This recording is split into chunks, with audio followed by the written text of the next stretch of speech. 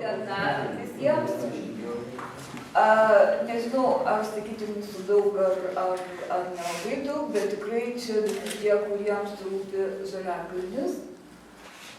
Ir Žaliakalnio bendruomenė, laikosi tokios nuostatos, kad kas yra unikalu, turi būti saugoma ateities kartoms. Tai dėl to ir savo įstatuose Žaliakalnio aušra yra įrašiusi kaip vieną iš svarbiausių prioritetų saugoti Žaliakalnio kultūros paveldą. Mes bandom daryti. O šiandieną čia mūsų kvietė negaliu. Dailininkas ir architektas, turbūt reikėtų pradėti nuo to. Dailininkas ir paveldosaugininkas iš Didžiosios Raidės Jonas Lukša, kuris kultūros paveldą saugo savotišku labai būdu. Jis tiesiog įamžina pieštuku piešiniuose kiekvieną dėmesio vertą objektą ir jau tų objektų yra įamžintų labai daug. Tai iš tiesų turbūt apie autorių geriausiai kalba jo darbai ir jisai pats, ką turbūt jisai šiandien mums ir padarys visiems, čia jau pristatinėjo individualiai, tai dabar ir mes norim pasiklausyti.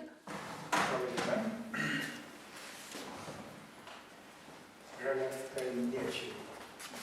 Tai gal ne vien tik tai žaliakalniečiai, bet ir kiti.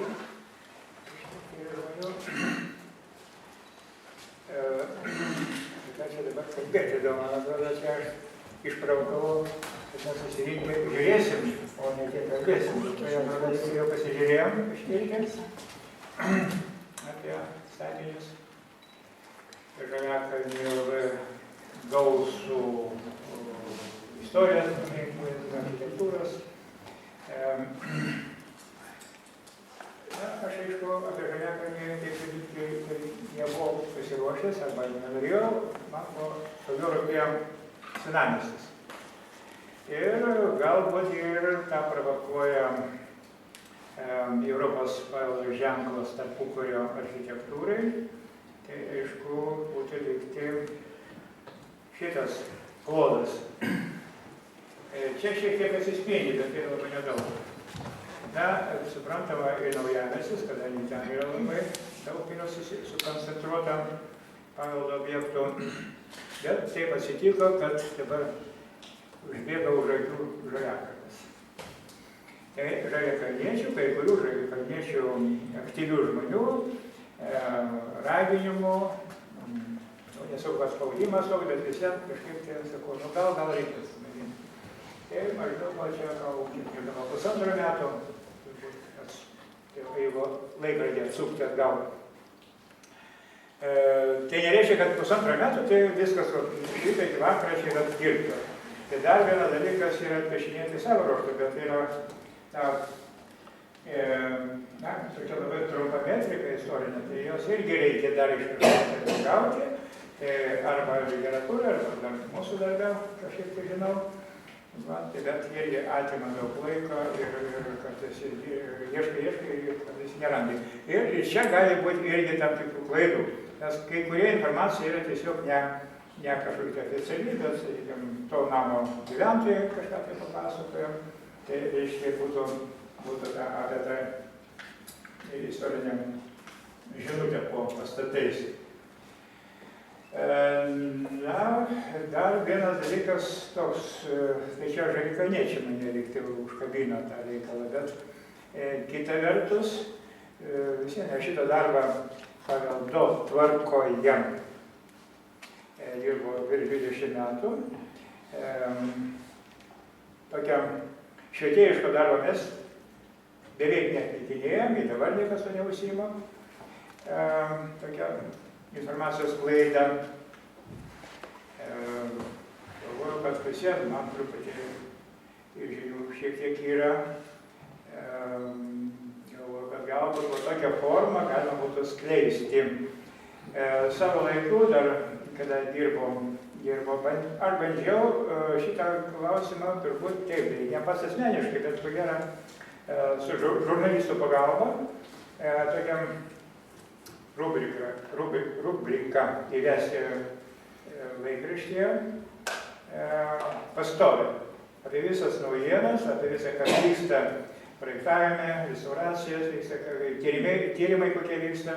Ir šitą dalyką aš nežinau kodėl, bet žurnalistai arba redakcijos kažkaip nesusidomėjo. Taip ir vyko. Tai va šitą tokią savotišką nišą, tokią sklaidos, jie tokia yra truputį menkoka, tai aš skaitau pats tokiom priemonėm bandau užpildyti tą tokią savotišką nišą. Vizualiai. Ja ne nuotraukom, o piešiniais, nes tai yra vienas iš būdų, aišku, galima visai. Galima rašyti, galima fotografuoti, galima filmuoti, bet šitas dabar yra piešiniais. Galbūt kada nors iš tapybą gal kažką taip pateiksiu, kaip dirba prancūzų dailininkas, kuris fiksuoja labai susidomėjęs mūsų Kaunu, medinių Kaunu. Tai, sakykime, aš irgi to pačiu užsiimu. Tai būtų, sakykime, tokios priežastys. Na, dar ko gero reikia paminėti tokius dalykus. Apie savęs aš faktiškai nenoriu net kalbėti. Čia tegul, jeigu pasnori, tegul kalba, bet man tai nėra reikalo. Šiek tiek parašiau, gal ir užtenka. Kas vyksta? Bandysiu tai paskaityti trumpai.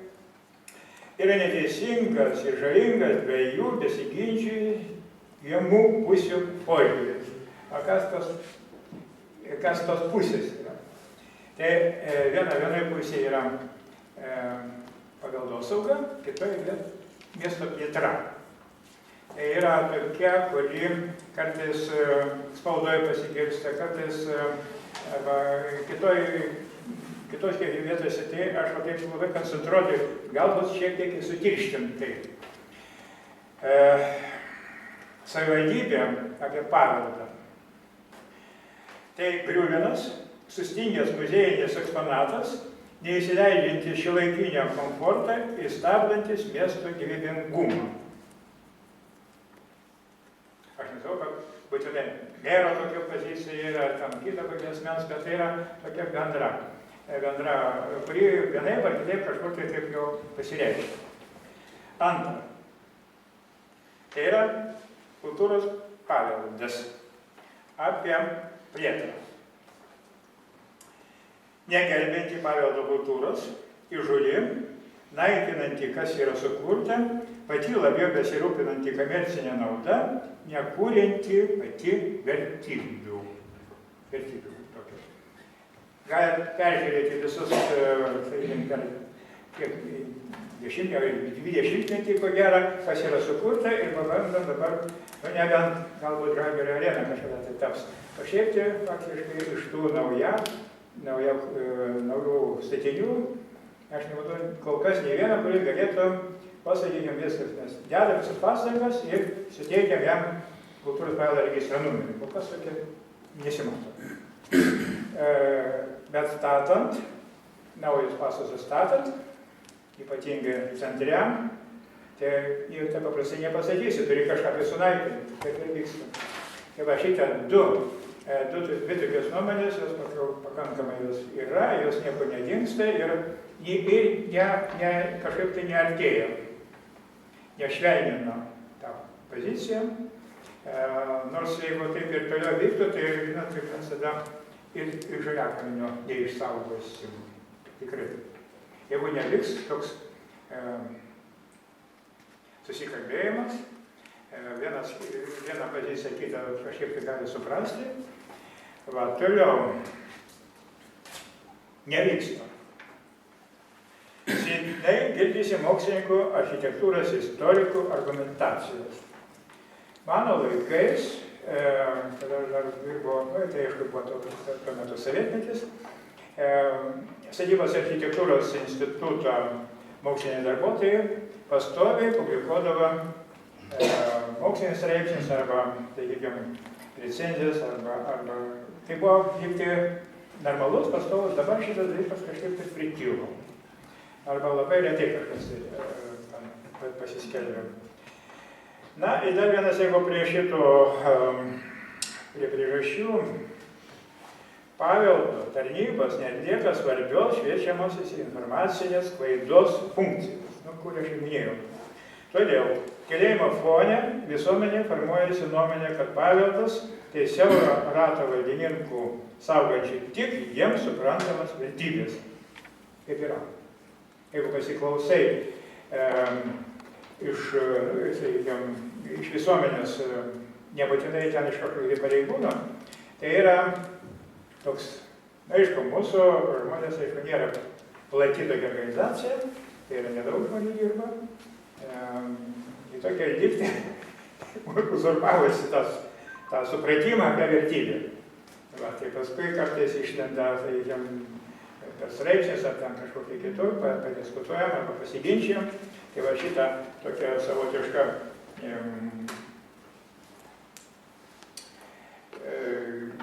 jeigu būtų daugiau vieša, daugiau, ne vien tik tai kritika, tai būtų daugiau, galbūt, kodėl tas vertingas, kodėl tas galbūt dar ne tiek, galbūt nepribrenda. Tai mano šitą parodą, tai atrodo būtų likti vienas žingsnis, švietėjiškai. Rodyti, kad visgi čia yra vertybės, kurios mažai, pavyzdžiui, dabar surinkti į Žaliakalnį, dabar aš norėčiau paklausyti, kas žinot apie tos, maksimaliai, Danutė aišku gal žino. Bet vargu rasi tokį žmogų, kuris pasakytų, aš viską tai žinau. Antras dalykas, tie darbai faktiškai turėtų dar nukeliauti ir į mokyklos. Tai ir istorikai, čia faktiškai Žaliakalnio rajono mokyklose galėtų būti, kaip buvom eksponavę Aleksote, tai Dabkevičiaus vidurinė mokykla, tai buvo moksleivių pakankamai didelis susidomėjimas. Jie vaikšto kiekvieną dieną ir dabar staiga pamato, kad čia yra kažkokia tokia vertybė, kurias aš jos niekur neskaičiau, nežinau, niekas man nepasakė, staiga pasirodė, tai yra vertybė. Tai jau aš tik tai tikiuosi, kad šitie darbai dar kažkur tai ir po mokyklų pasakė. Bet čia jau faktiškai yra taip, mokytojai ypatingų istorikų. Jeigu yra tokie, kurie domisi, tai viskas gerai. Jeigu ne, tai yra tuščias reikalas. Tai ką dabar noriu pasakyti? Apie tai, ką sakiau, bendruomenės, ne tik Žaliakalnio, jos faktiškai kažkaip tai lieka likti ir nuošaliai. Ginčiasi specialistai, ten valdžia arba kitas struktūras, o bendruomenės kažkur tai taip, nežinau, ar man tai atrodo, kad jos neturi pajėgumų, neturi neišugdžiusių intelektualinių raumenų, kad gali būti vienodai diskutuoti, vienodai ginčytis, vienodai reikalauti, sakykime, su verslo žmonėmis, su valdžios struktūromis. Tai vienas mažas labai pavyzdėlis, tai yra buvęs Liptiko pastatas meno mokyklos teritorijoje. Tai čia, jeigu įsijungtų valdžią bendruomenę pakankamai taip svariai, tai aišku, gali būti kurie ir bandyti ieškoti kokią tai kompromisą. Ką turiu papasakoti jums?